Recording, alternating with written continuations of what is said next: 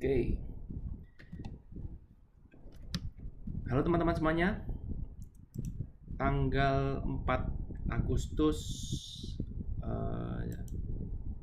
jam 8:02 di New York. Ya, tentu saja market sudah tutup 4 jam yang lalu, dan kalau kita lihat hari ini Dow Jones tidak sekuat yang kita kira ya.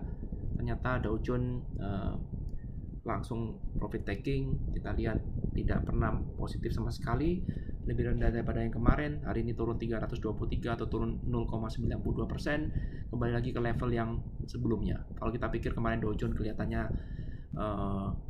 mungkin bisa break high, tapi ternyata enggak hari ini ya. Lalu kemudian kalau kita lihat Nasdaq masih lebih mending ya. Jadi Nasdaq sempat sempat stay di sini, lalu kemudian ternyata cuman segitu aja, tapi Nasdaq jauh lebih bagus daripada Dow Jones karena dia bisa punya fondasi yang cukup bagus, ada double bottom di sini ya. Kalau kita lihat S&P juga sama seperti Dow Jones, jadi S&P tidak pernah positif ya, jadi sempat naik lalu kemudian turun ya, kelihatannya dia akan testing supportnya di sini kembali lagi. Tapi secara keseluruhan S&P cuma begini-begini aja range-nya ya. Dow Jones yang cenderung agak turun.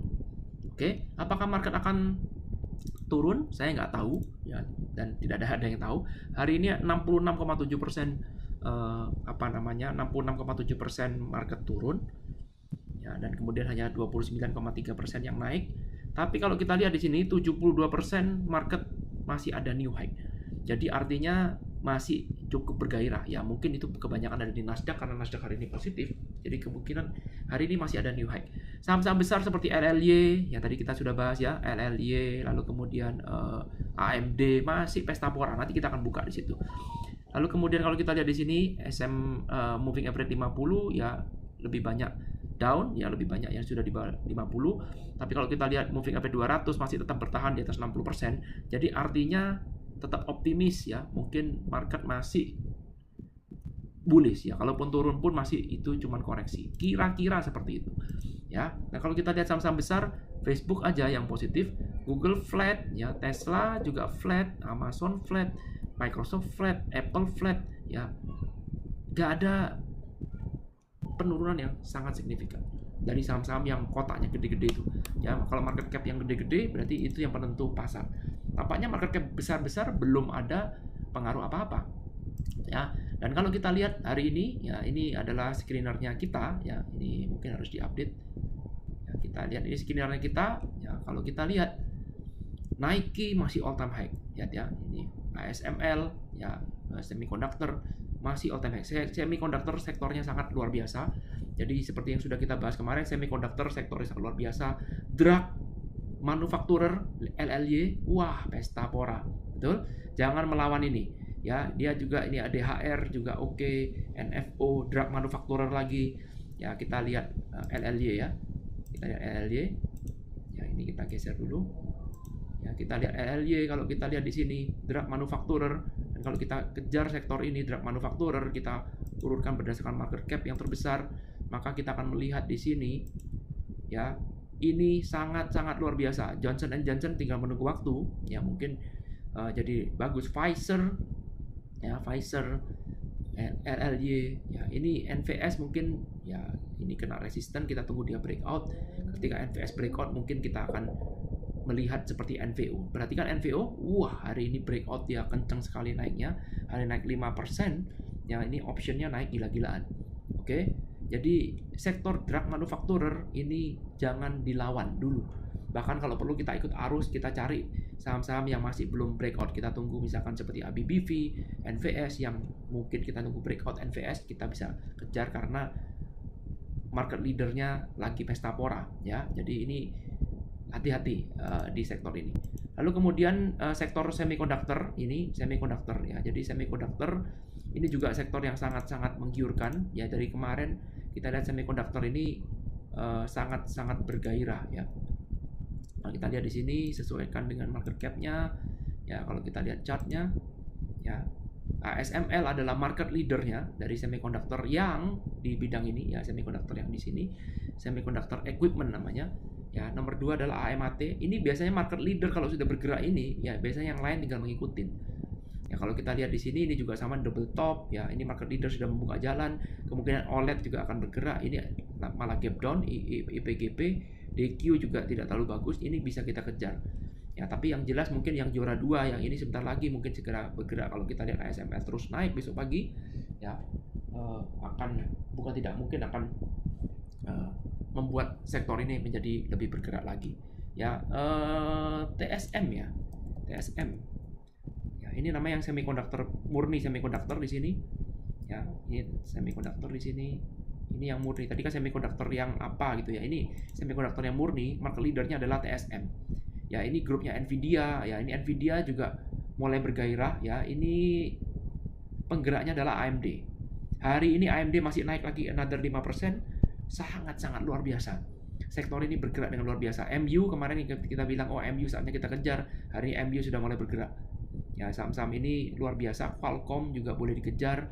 Ya, market leadernya kalau kita melihat seperti itu, maka TSM ini akan sulit untuk turun. Jadi TSM bisa kita kejar di 110, kejar di 100. Ya, boleh TSM. Cukup oke. Ya, jadi sektor ini sektor yang paling menarik. Ya, LLY, drug manufacturer, seperti yang tadi saya sudah bilang juga, hati-hati drug manufacturer jangan pernah dilawan. Ya, mRNA juga biotech yang berkaitan dengan COVID. Ya, mRNA ini biotech juga sekarang lagi mulai bergerak. Ini harus kita perhatikan. Yang lain sih enggak ya. BNTX ini sektor apa? Biotech juga, betul? Ya, jadi kalau kita lihat mampir sektor biotech kelihatannya sudah mulai beberapa yang sudah mulai bergerak. Ya, ini biotech kita nggak bisa melihat laporan keuangannya karena agak berbeda cara melihatnya. Ya, jadi kita nggak bisa menggunakan cara yang sama. Biotech yang paling besar adalah Moderna. Ya, Moderna yang paling besar, dan kalau kita lihat market leadernya sudah mulai bergoyang, yang juara 2 adalah BNTX. BNTX pun juga mulai bergairah. Jadi leadernya kemarin Moderna, mRNA sudah mulai bergoyang. Ya, BNTX hari ini menyusul dengan naik 17%. Gila bener. Naiknya 17%, nggak main-main ya. Ya, ini akibatnya ya saham-saham yang di bawah-bawahnya ini yang kelihatannya tidak terlalu jauh market cap-nya kemungkinan akan sulit untuk turun. Sulit ya. Kalau kita lihat di sini RPRX juga, kalau ini sudah dekat support, Anda boleh testing kejar karena sektor ini sedang bergairah. Kepala sektornya sedang luar biasa. Ya. Bagaimana dengan akun kita? Ya, akun kita yang ini yang Lucky Hero 15. Ya, ada yang close, ada yang open di sini. So far masih gitu-gitu aja. Ada yang paling parah ya, ini adalah GM. Ya, GM ini parah karena kena earning. Ya, jadi GM ini turun lumayan keras hari ini karena saya ternyata miss earning. Jadi saya melihat, wah, ternyata saya lupa ada earning di GM. Ya, padahal saya tidak bermaksud untuk bermain earning. Ya, GM ini ada earning sehingga yang terjadi adalah sahamnya langsung turun keras kemarin 58 something. Sekarang sudah turun ke 52, tapi tahanan kita masih cukup ya. Jadi lumayan lah ya. Jadi tahanan kita masih cukup antara 50 dan 47. Oke. Ini salahnya adalah kita lihat earning. Lalu kemudian kita lihat OHI. OHI ini kita bermain kalender. OHI earningnya kapan ya? OHI, kita lihat OHI. Apa sudah lewat belum? Wah, saya lupa lepasnya. Wah, udah lewat nih. Iya, saya lupa ini OHI 3 Agustus. Ya, kelewat deh. Ini hari ini agak recover. OHI. Ya, kalau kita lihat OHI, saya entry-nya berapa OHI? Salah ya.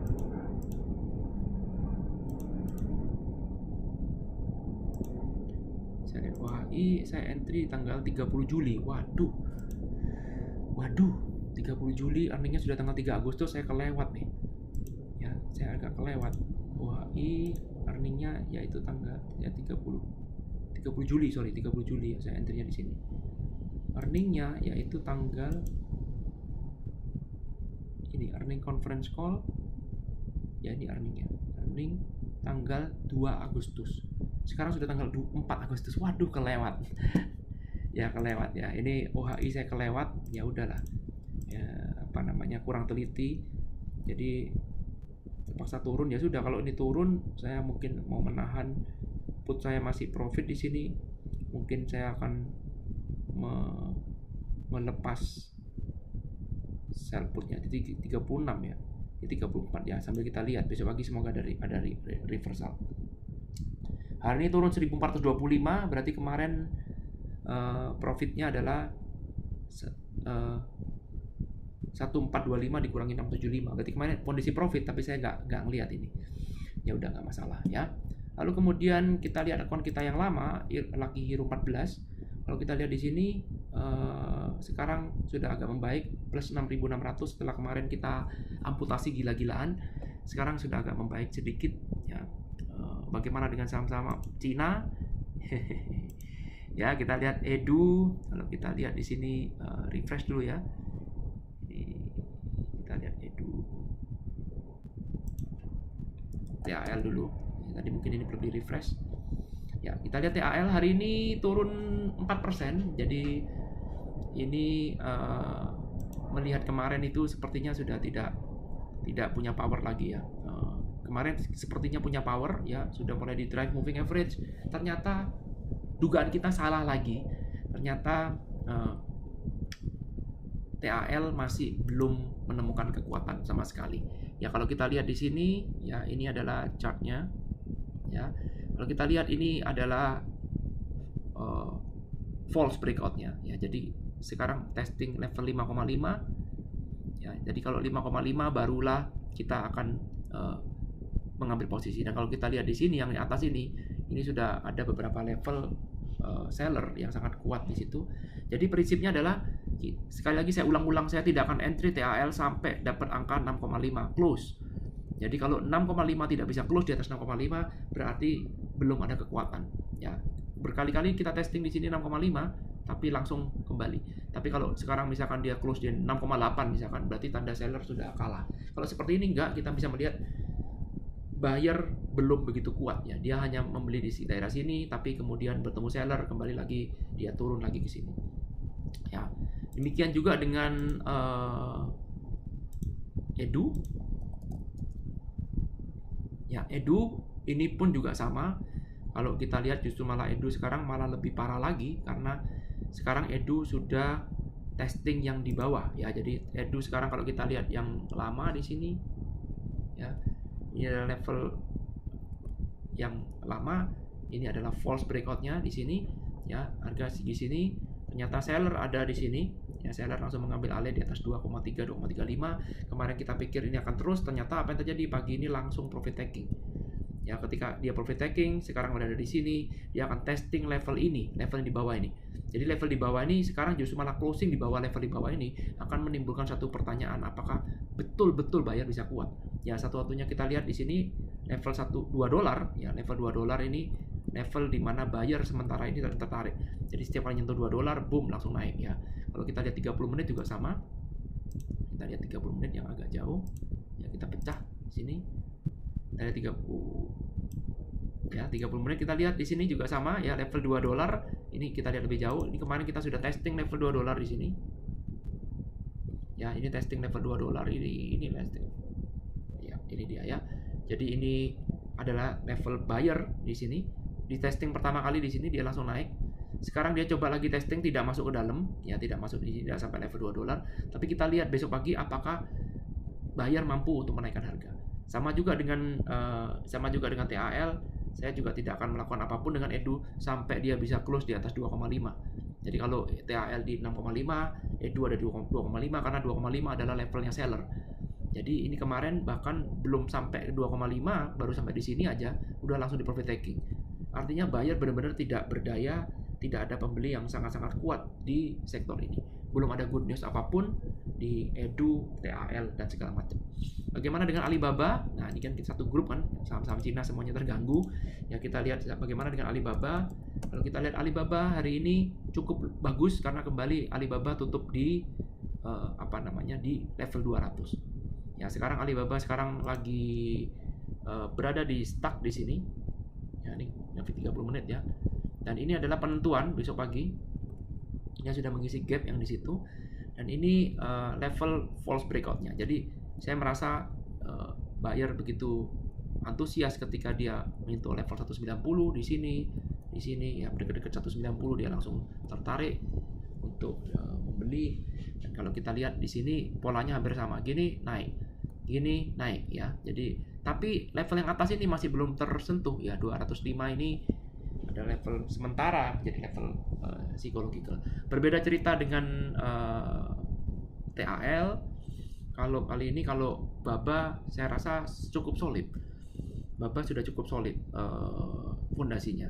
Ya meskipun dia turun, dia coba lagi naik, mungkin besok lagi seperti ini lagi, gap down beli, gap down beli, gap down beli. Jadi kelihatannya lebih solid ya. Alibaba sudah kelihatannya sudah mulai menemukan buyer yang cukup signifikan. Berbeda dengan TAL, berbeda dengan Edu, beda sektor ya. Jadi pelan-pelan ini Alibaba kelihatannya sudah mulai lebih bagus. Bagaimana dengan PDD, Pintuoto? Ya, Pintuoto juga sama, company besar, very good company yang diganggu juga oleh pemerintah Cina, yang mengalami gangguan dari eksternal juga sama, very good company. PDD ini juga sama, ya ini adalah false breakout. Ya, PDD pun juga sama, dia berkali-kali mencoba level bawah, tapi dia cuma stuck di sini aja, ya keluar. Mungkin PDD akan menjadi luar biasa kalau dia bisa close di atas 100 ya. Kita main level psikologis saja atau 95. Ya berkali-kali dia coba untuk mempertahankan harga di atas 90. Ya, kalau dia bisa mempertahankan harga terus di atas 90, berarti tanda buyer itu begitu powerfulnya. Ya, tapi dia berusaha untuk itu, tiap kali turun di bawah 90 ditarik lagi, turun di bawah 90 ditarik lagi. Dan tidak mau jauh-jauh dari 90 ini. Ya, sekarang tadi tutupan 89,28, after hour agak minus sedikit, tapi coba kita lihat besok pagi makin menjauh apa enggak atau dideketin lagi. 90 adalah level psikologisnya, ya jadi kalau dia bisa close di atas di 95 jadi bisa close, maka PDD bukan tidak mungkin akan naik. Ya, polanya tetap sama. Kalau kita lihat daily, PDD kelihatannya sudah menemukan bottom kelihatannya. Jadi ini bottom udah kelihatan ya, sama juga dengan Alibaba sudah kelihatan menemukan bottom. Kelihatannya sih tidak akan ada low baru dalam jangka waktu yang dekat. Bagaimana dengan Didi? Didi adalah yang ini saham yang sama mengalami gangguan juga. Ya, Didi juga ini berturut-turut ya, kalau kemarin sempat terjadi bottom di sini. Ya, lalu kemudian kita lihat 30 menit aja ya. 30 menit. Nah, ini ya, jadi ini lebih solid ya. Jadi kalau kita lihat Didi ini lebih solid kalau kita lihat di sini. Ya, ini di sini. Ini adalah level buyer yang pertama, ya di mana di sini ada false breakout, di sini juga ada false breakout. Jadi kelihatannya ini level buyer yang cukup bagus banget di antara 8,5 dan 8. Dan sekarang dia tampaknya ingin membentuk level baru lagi. Kalau Didi bisa close di atas 10,5, ya anggaplah kita close di atas 11, maka itu mengkonfirm bahwa buyer sudah mulai cukup kuat. Itu teorinya ya, tapi sekarang belum ada, kelihatannya masih di sini-sini aja ya. Kalau kita lihat di sini ada false breakout. Ya, jadi ketika level atas di sini, ya dia langsung akan dijual. Ketika menyentuh level atas, dia langsung dijual. Jadi sementara ini terkurung antara 9,5 dan 10,5. Kita nggak tahu apakah Didi akan beda level, tapi yang jelas sepanjang level ini dipertahankan, bukan tidak mungkin Didi akan rally. Ya, kita punya dua fondasi buyer, kemungkinan Didi akan rally. Kemungkinan. Ya, jadi saham-saham Cina sekarang sudah mulai kelihatan apa ya, sudah mulai kelihatan ada fondasi yang dibentuk pelan-pelan ya. Asalkan pemerintah Cina diam aja, tidak mengeluarkan statement apapun, semuanya sudah all price. Mau turun seberapa lagi, sepanjang pemerintah Cina tidak mengeluarkan statement apapun ya. Jadi kalau sekarang dia misalkan mengeluarkan statement bad news, saya rasa semua bad news sudah tercermin di pasar saat ini. Mau kemana lagi saya juga nggak tahu. Apa yang dipikirkan oleh pemerintah Cina, nggak ada yang tahu. Ya, Anda sudah tahu bagaimana cara kita berspekulasi. Hati-hati trading sampai kita menunggu market besok pagi bagaimana. Ya, yang jelas besok pagi saya masih pro dengan beberapa saham yang ada di breakout, seperti contohnya LLY, Nike. Saya masih yakin ini saham masih punya potensi untuk naik lagi, yang lebih tinggi lagi. Jadi benar apa yang ditulis oleh Finviz ini, bahwa hari ini masih ada 72,2% saham yang new high, dan saham yang new high itu juga saham yang gede-gede. Jadi saya masih optimis bahwa besok pagi kemungkinan market masih bisa naik. Jadi saya masih optimis, overall trend masih naik. Terakhir kita akan lihat di sini investing.com, kita akan lihat Dow Jones Future bagaimana. Ya, Dow Jones Future udah hijau, plus 0,22% dan plus 0,8%. Tapi ingat, kita masih menunggu data, jadi minggu ini banyak data. Ya, job data sudah semakin slow. Kita hari ini menunggu non-farm payroll. Kita lihat non-farm payroll. Ini hari Jumat ya, non-farm payroll.